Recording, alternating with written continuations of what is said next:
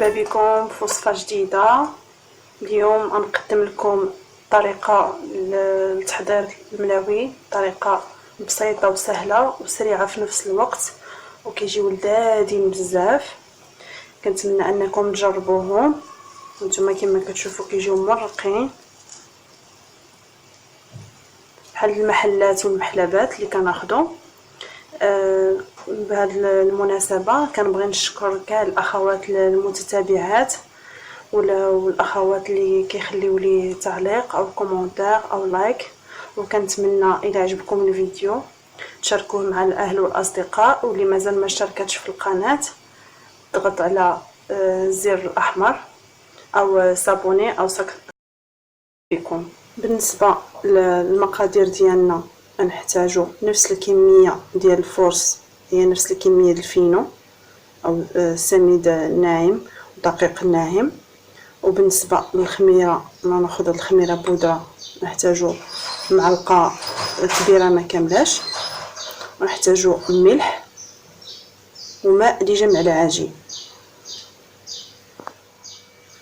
غنوضعو الفينو ديالنا ثم الدقيق، الخميره، الملح حسب الذوق، ونجمعو بالماء. من الاحسن انه يكون دافي الا كانت درجه الحراره منخفضه، اما بحال هاد الايام اللي راس عندنا سخونه ما ممكن عادي.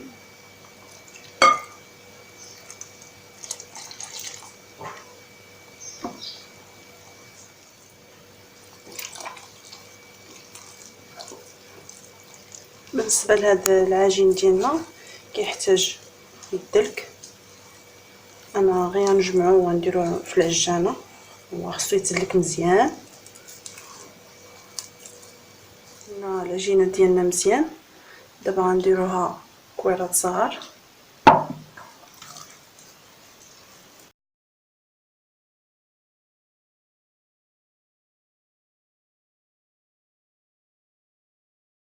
بعد ما درناهم على شكل كويرات نخليهم يرتاحوا واحد شويه، لان فيهم الخميره باش ما يخمروناش. وندوزو دابا باش نورقوهم.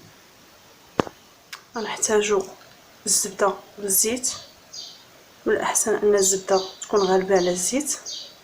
وهنا خديت الفينو ودرت معاه ساشي الخماره، بهم غنورقوا هاد الملاوي ديالنا. غناخذوا الكره الاولى ديال العجين نطلقوها، ما نطلقوش بزاف،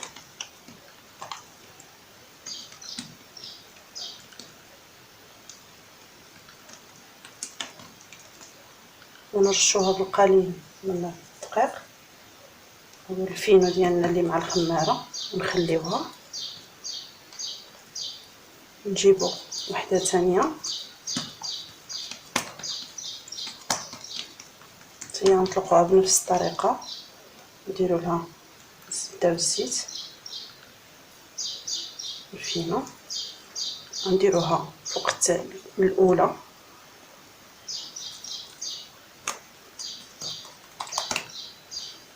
من بعد نجيب وحده ثالثه. طريقه سهله جدا، هي اللي كتخلي لنا الملاوي ديالنا كيجيو مرقين. غنوضعوها فوق الثانيه، ناخذوا الكره الرابعه نطلقوها بنفس الطريقه. كيبقاو الكويرات على حسب الحجم ديال الملويه اللي بغيتي وحجم المقله اللي عندك. دابا غنديروها فوق الثالثه، عندنا دابا 4 ديال الطبقات. بالنسبه للكره الخامسه الاحسن اننا نختاروها تكون كبيره شويه،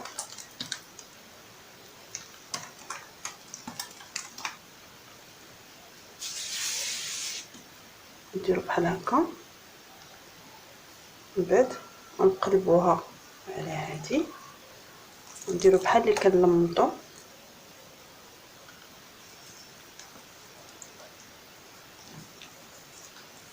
الجوانب.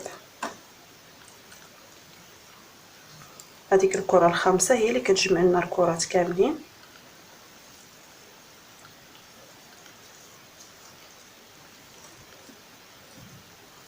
جينا بحال هذا الشكل هذا، غنخليوها على جنب وندوزو للتشكيل النويات الاخرين. ناخدو كره ندير لها الزبده والزيت، من بعد الفينو معاه الخماره، كره ثانيه الزبده والزيت والفينو، نوضعوها على الاولى بهذا الشكل هكا.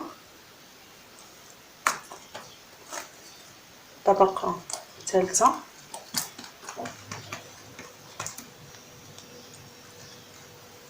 هي الزبده والزيت من بعد الفينو. كنظن ان الوصفه او الطريقه سهله، وهذه هي الطريقه اللي كيعتمدوا المحلات او المحلابات في الملاوي ديالهم، باش كيجيو ديك الملاوي كبار دايرين ومورقين. المهم انت والاختيار ديالك، ممكن ديري 4 طبقات، ممكن ديري 5، انا كنفضل 5، ممكن ديري حتى 6.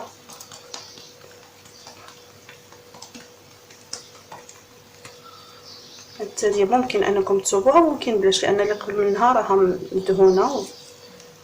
طبعا ندوزو طريقه باش نجمعو بهذه.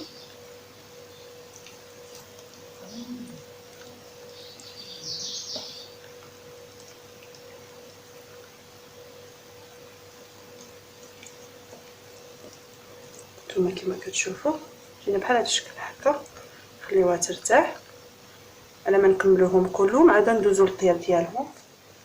من بعد ما كملتهم كلهم دابا نقرصهم وانا نطيبهم. الاشاره ممكن انكم هذا الشكل ديال الملاوي ممكن انكم ديروهم حتى في الفران، ممكن انكم ديروا ما بين وبين كل طبقه سنيده، ولا ديروا الكوك ولا كونفيتور ولا اللي بغيتو وديروهم في الفران، كيبقى الاختيار ديالكم. دابا حنا هاد الطريقه نديروها في فوق عافيه، طريقه عاديه. وندوزو نشوفوا الطريقه. غناخدو وحده ديالنا ونقرصوها مزيان.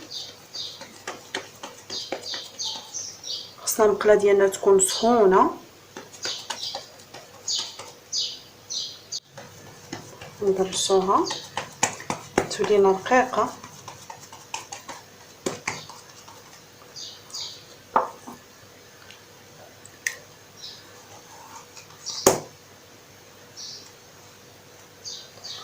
شويه الزبده والزيت. بالنسبه للمقله انا عندي هاد المقله عادي ديال طيفال ثقيله نطيب فيها، ممكن انكم تطيبوا في المقله ديال الحرشه.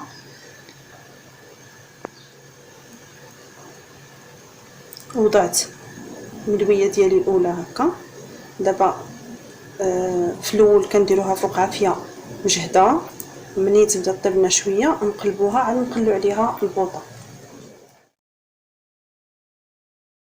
وبالنسبه لهاد الطريقه ديال الملاوي باش نعرفوها انها ناجحه، خصنا نشوفوا ان هاد الفقاعات كاينين في وسط العجينه، يعني ان ديك ما بين طبقه وطبقه كتفرق لنا.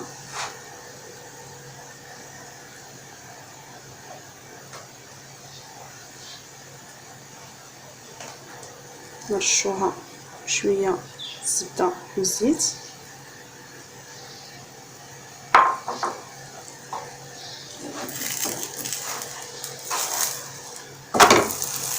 نقلبوها ونقللو عليها دابا البوطه مزيان باش طيب لنا من الداخل مزيان.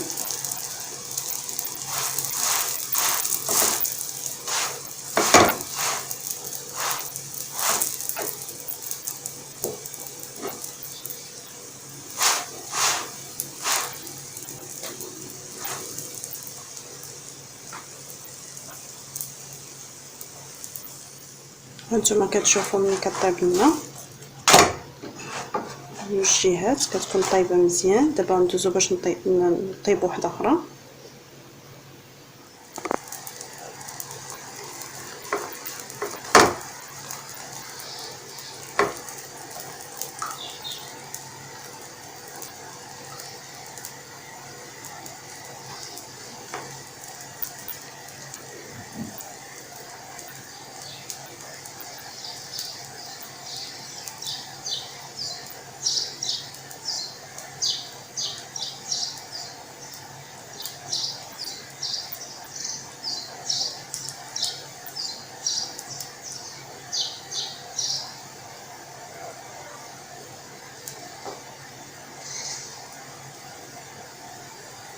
هانتوما كما كتلاحظوا ملي كنديروا العافيه مجهده كنلاحظوا ديك الفقاعات في الوسط. دابا خصنا نقلبوها ولكن نقصوا العافيه.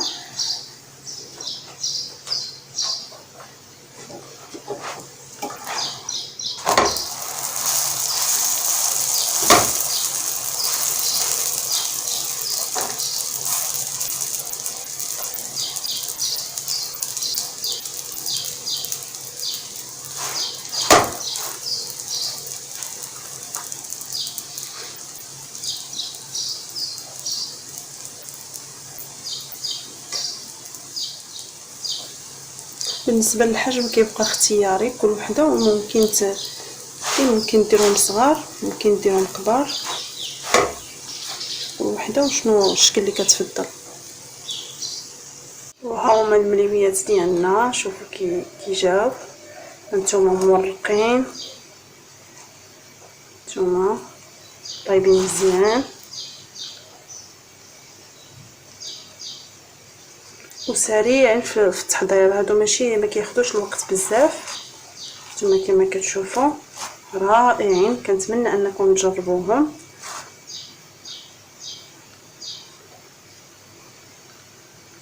وبصحتكم وراحتكم الى وصفه قادمه ان شاء الله.